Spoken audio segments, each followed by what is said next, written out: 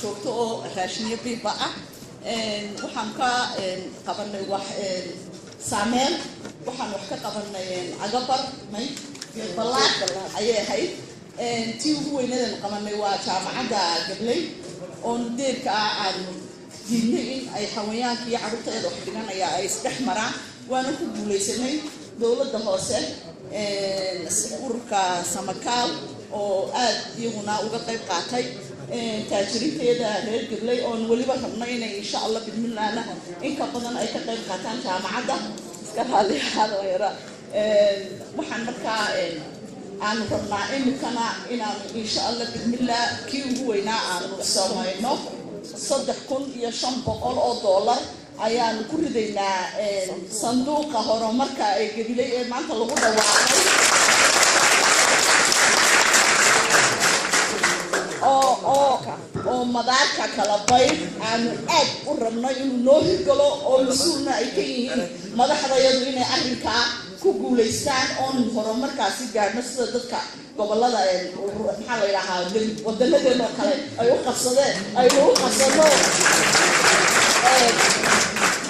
oo inamada Gabley ka soo baxay ay shaqo ka helaan in the future insha Allah waxaan kaloo dardaaran aad ugu sameeynaya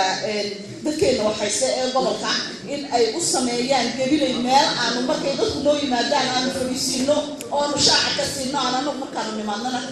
shaaca aan bixinadan ku joogna hadii kala hadiysan baan mutaliyo lacagteeda hadiysan baan mutaliyo aad baadii waxaan salaamayaa odayaashayada assalaamu calaykum waxaan u yardiibayaa idada Safiya intay doonto ayaan assalaamu calaykum السلام عليكم ورحمة الله شيء سهرة يرضون أنا وحنا ما هي الخيرية إن بدن بانوك قبل يدل كواح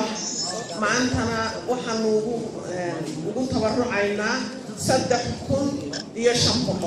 أو مدارك كلا بيد وسداي ساريشته أنو هردقي ودقينا أنت كدم بيسنا حتى الله يرى وأنو صوش قينا لكن أنا بنو حنو خدناي وحنا لقبته ورجينا يبدو مركين وحنا لقبتان وسيدا أوفي عن تلكين حتى مدارك تاي يا حتى تاي